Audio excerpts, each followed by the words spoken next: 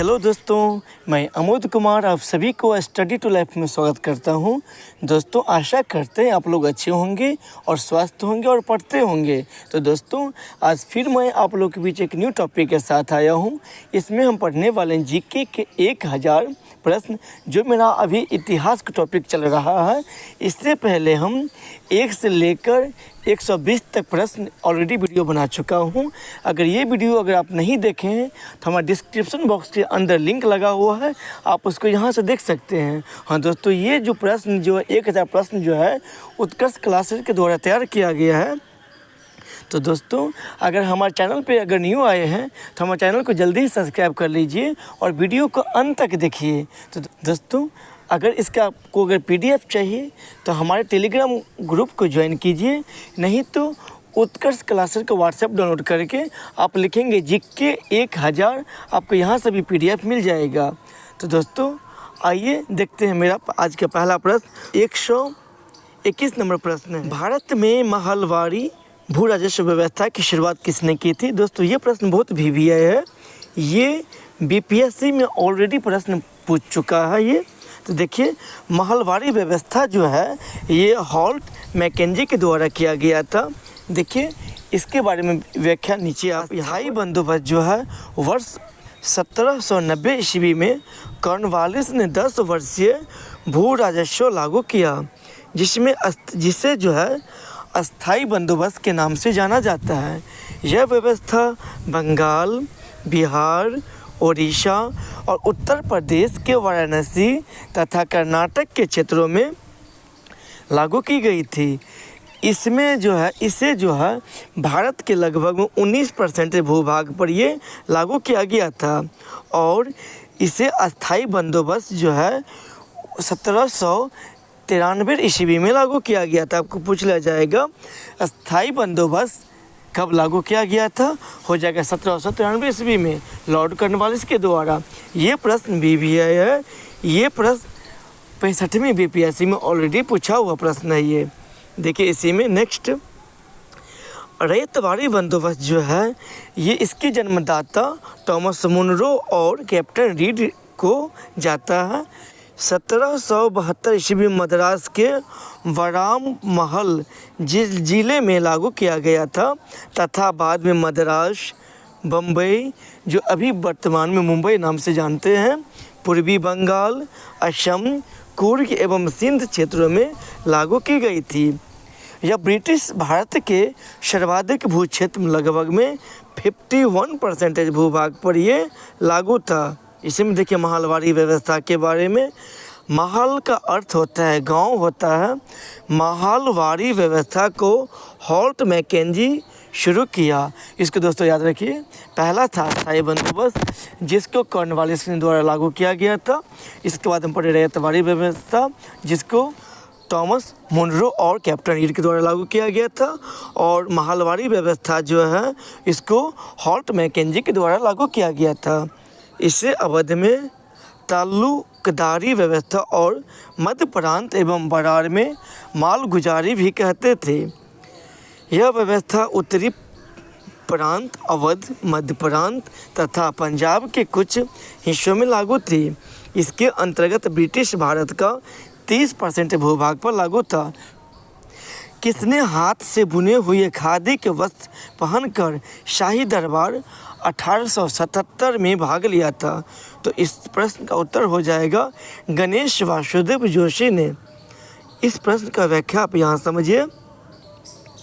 महाराष्ट्र के समाज सुधारक और सामाजिक कार्यकर्ता गणेश वासुदेव जोशी ने स्वदेशी वस्तुओं को उत्पादन पर बल दिया और 1877 ईस्वी में शाही दरबार में स्वयं के हाथ से बुने खादी के वस्त्र पहनकर गए थे। प्रथम अखिल भारतीय ट्रेड यूनियन कांग्रेस के अध्यक्ष थे। तो इस प्रश्न का उत्तर हो जाएगा लाला लाजपत राय। दोस्तों, इस प्रश्न का व्याख्या आप यहाँ समझिए। अखिल भारतीय ट्रेड यूनियन कांग्रेस की स्थापना 1920 ईस्वी में नारायण मल्हार जोशी द्वारा की गई थी। इसका पहला अधिवेशन जो है 31 अक्टूबर 1920 ईस्वी को मुंबई में हुआ था, आपको पूछ लिया जाएगा। भारतीय ट्रेड यूनियन के पहला जो अधिवेशन कहाँ हुआ था, तब मुंबई में। और इसके पहले अध्यक्ष कौन थे? लाला लाजपत राय, जिसके अध्यक्ष लाला लाजपत राय थे और उपाध्यक्ष जोसेफ बैप्टिस्टा व दीवान चमन लाल इसके महामंत्री बनाए गए। इसी में देखिए कांग्रेस के गया अधिवेशन जो है 1922 ईस्वी में कांग्रेस ने एक एटक के साथ सहयोग करने का निर्णय लिया था। आपको पूछ लिया जाएगा कांग्रेस के जो है गया अधिवेशन जो बिहार में हुआ था 1920 ईस्वी में, इस समय उसका कांग्रेस के अध्यक्ष कौन थे? तो हो जाएगा चित्तरंजन दास। इसी में देखिए हमारा अगला प्रश्न है, निम्नलिखित में से कौन सा स्थापत्य इल्तुतमिश द्वारा निर्मित नहीं किया गया? तो इस प्रश्न का उत्तर हो जाएगा कसर-ए-सफ़ेद। इसकी व्याख्या आप यहाँ समझिए। इल्तुतमिश ने बदायूं में हौज-ए-शमसी जामा मस्जिद एवं शमसी ईदगाह का निर्माण करवाया था। बलबन ने दिल्ली में लाल महल, कैसर-ए-लाल एवं स्वयं के मकबरे का निर्माण करवाया था। उसको याद रखिए, पूछ लिया जाएगा। कैसर-ए-लाल की स्थापना किसने किया था? हो जाएगा बलबन के द्वारा। बलबन के द्वारा ही रक्त, लौह एवं रक्त की नीति अपनाया गया था। इसी में देखिए आगे, बलबन ने इल्तुतमिश का कसर-ए-सफ़ेद श्वेत महल भी बनवाया था। उसने दार उल अमन का निर्माण करवाया, जहां सुल्तानों की समाधियां स्थित थी। इसी में जो हमारा नेक्स्ट प्रश्न है, जो 125 नंबर प्रश्न देखिए, किस वायसराय को भारतीय राष्ट्रवाद का उत्प्रेरक कहा गया है? तो इस प्रश्न का उत्तर हो जाएगा लॉर्ड कर्जन को। इसकी व्याख्या आप यहाँ समझिए।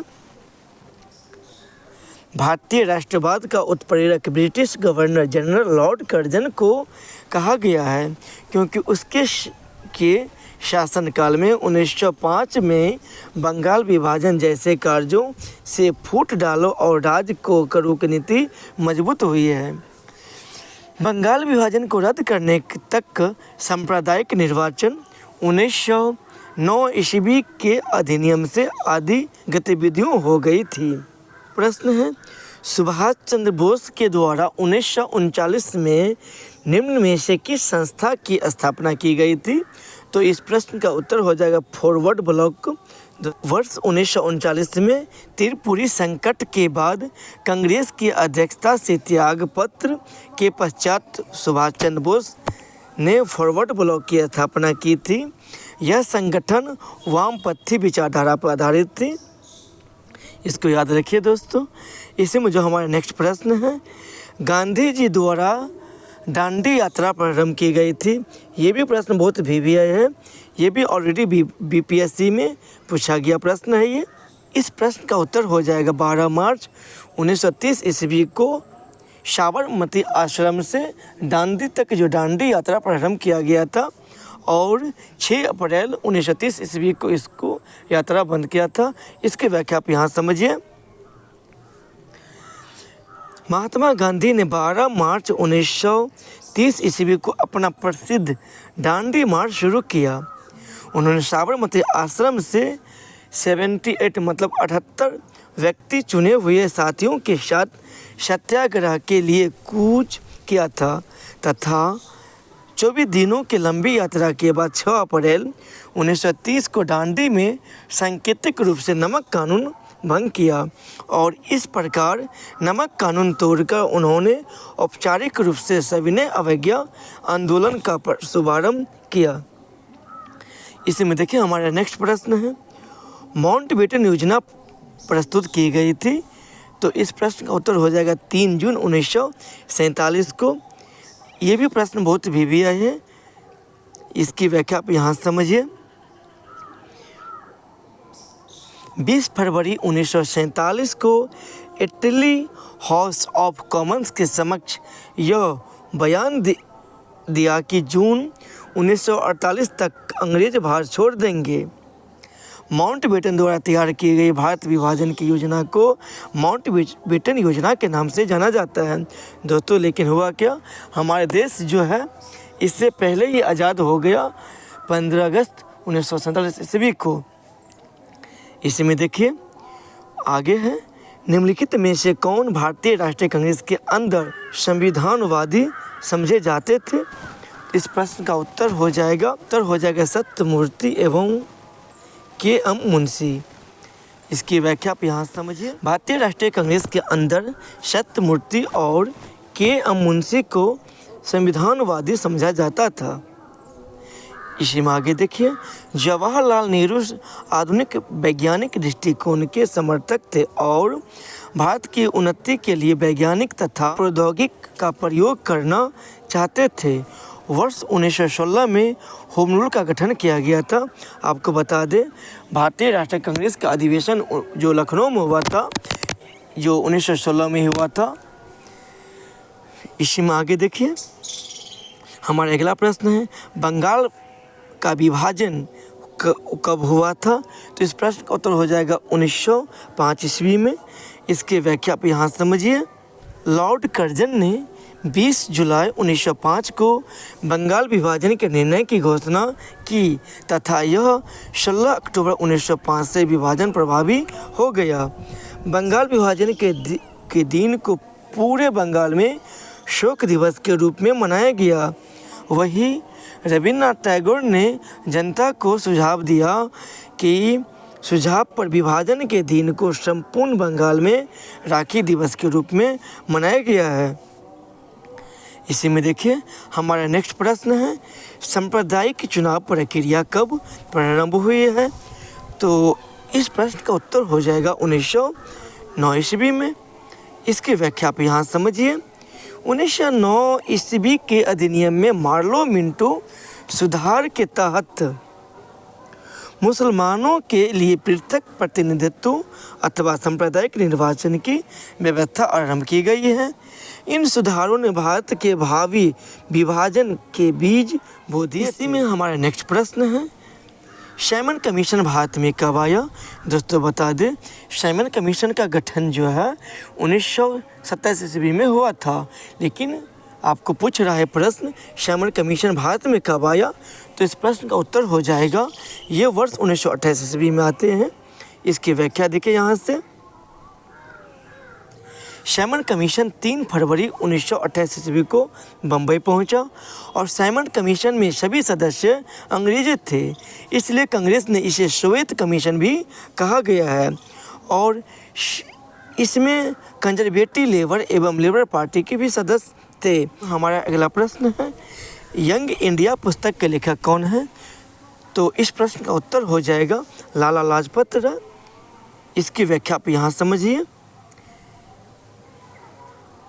यंग इंडिया पुस्तक के लेखक लाला लाजपत राय हैं। बता, अगर आपको इतिहास के जो प्रमुख लेखक के बारे में और बुक के बारे में जानना चाहते हैं तो हमारे यूट्यूब चैनल के प्ले लिस्ट में जाकर आप हिस्ट्री को ओपन करेंगे, यहाँ से प्रमुख बुक और उसका लेखक मिल जाएगा दोस्तों। तो इसी में देखिए आगे, इसी किताब में उन्होंने कांग्रेस की स्थापना संबंधी सेफ्टी वॉल्व का सिद्धांत प्रस्तुत करते हुए कहा था कि भारतीय राष्ट्रीय कांग्रेस की स्थापना का मुख्य कारण यह था कि इसमें संस्थापकों की उत्कंठा ब्रिटिश साम्राज्य को छिन्न भिन्न होने से बचाने की थी। मौर्यकालीन प्रशासन में संवादवाहक को क्या कहा जाता था। तो इस समय में संवादवाहक को प्रतिवेदक कहा जाता था। इसकी व्याख्या आप यहाँ समझ लीजिए। मौर्यकालीन प्रशासन में संवादवाहक को प्रतिवेदक कहा जाता था। सम्राट अशोक ने अपने 6ठे शिलालेख में लिखवाया कि प्रतिवेदक किसी भी समय सम्राट से मिल सकते हैं, चाहे वह शयन कक्ष में हो, भोजन कर रहा हो, उद्यान में टहल रहा हो आदि। प्रतिवेदक जन कल्याणकारी कार्यों की और जनता की समस्याओं की सूचना तुरंत वह सीधे सम्राट को देंगे, इसलिए वो कभी भी राजा से मिल सकते हैं। इसी में जो हमारा नेक्स्ट प्रश्न है, निम्नलिखित को कालक्रमानुसार लगाते हुए नीचे दिए कूट से सही उत्तर को चयन कीजिए। यहाँ से दांडी मार्च जो है 12 मार्च 1930 ईस्वी को हुआ था, इसको याद रखें। और गांधी इरविन समझौता 5 मार्च 1931 को हुआ था। द्वितीय गुलमेज सम्मेलन जो है 7 सितंबर 1931 ईस्वी को हुआ था।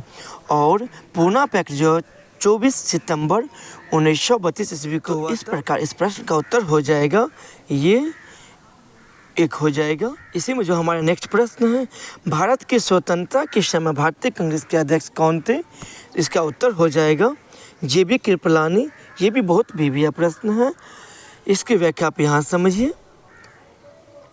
कांग्रेस के 54वें अधिवेशन एवं भारत की स्वतंत्रता 1947 के समय JB कृपलानी भारतीय कांग्रेस के अध्यक्ष थे।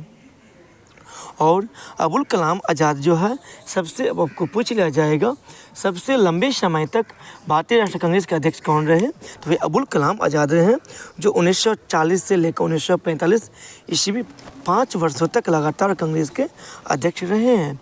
और जवाहरलाल नेहरू 2 बार फैजपुर एवं लखनऊ अधिवेशन में अध्यक्ष भी रहे हैं। इसी में आगे देखिए, रविन्द्रनाथ टैगोर ने अपनी नाइटहुड की उपाधि किस कारण त्याग दी थी? तो आपको बता दें, जलियांवाला बाग 13 अप्रैल 1919 ईस्वी को हुआ था। इसी से दुखी होकर रविन्द्रनाथ टैगोर ने नाइटहुड की उपाधि ब्रिटिश को वापस लौटा दी। तो इसका उत्तर हो जाएगा जलियांवाला बाग हत्याकांड।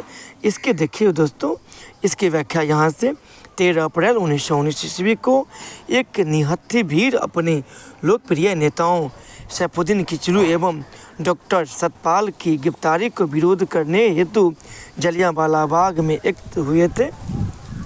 और जनरल ओ डायर ने बाग को घेर कर अपने फौजियों को निहत्थी भीड़ पर गोली चलाने का आदेश दे दिया। इसी से दुखी होकर रविन्द्रनाथ टैगोर ने नाइटहुड की उपाधि ब्रिटिश को वापस लौटा दी। दोस्तों बता दें इसी में। और जनरल ओ डायर को उधम सिंह ने 1940 ईस्वी में लंदन में जाकर इसको हत्या कर दिया। और उधम सिंह को भी कुछ दिनों के बाद ही ब्रिटिश के द्वारा फांसी दे दिया जाता है।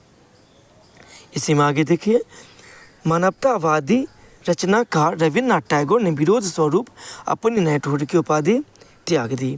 इसी में लंदन में द्वितीय गुलमेज सम्मेलन के आयोजन का केंद्र था, हो जाएगा उत्तर सेंट जेम्स पैलेस। दोस्तों आपको बता दें, द्वितीय गुलमेज सम्मेलन में जो है सबसे पहली बार भारतीय राष्ट्रीय कांग्रेस की ओर से महात्मा गांधी ने भाग लिया था और यहाँ से खाली हाथ लौटे थे। सेंट जेम्स पैलेस लंदन में द्वितीय गुलमेज सम्मेलन 7 सितंबर 1931 से 1 दिसंबर 1931 तक चला। दोस्तों आप याद रखिए बस, ये द्वितीय गुलमेज सम्मेलन जो है कब स्टार्ट हुआ था? 7 सितंबर 1931 को। इस सम्मेलन में महात्मा गांधी ने एकमात्र कांग्रेस के प्रतिनिधित्व के रूप में भाग लिया। आपको पूछ लिया जाएगा तीनों गुलमेज सम्मेलन में कौन भाग लिए थे? तो हो जाएगा भीमराव अम्बेडकर ने तीनों गुलमेज सम्मेलन में। हमारा नेक्स्ट प्रश्न है, किसने कहा था कि हिंदू और मुसलमान भारत की 2 आंखें हैं? तो इस प्रश्न का उत्तर हो जाएगा सर सैयद अहमद खान ने कहा था। इसकी व्याख्या आप यहाँ समझिए। सर सैयद अहमद खान ने कहा था कि हिंदू और मुसलमान भारत की 2 आंखें हैं। सर सैयद अहमद खान ने एक पत्रिका तहजीब उल अखलाक सभ्यता और नैतिकता फारसी भाषा में निकाली थी। इसी में जो हमारा अगला प्रश्न है, नेहरू रिपोर्ट किसने तैयार की थी? दोस्तों ये प्रश्न बहुत भी आया है। इस प्रश्न को देखते ही आप लोग मार के आ जाते होंगे पंडित जवाहरलाल नेहरू, लेकिन गलत है दोस्तों। इस प्रश्न का उत्तर हो जाएगा मोतीलाल नेहरू, क्योंकि जो है मोतीलाल नेहरू के द्वारा नेहरू रिपोर्ट के तैयार किया गया था।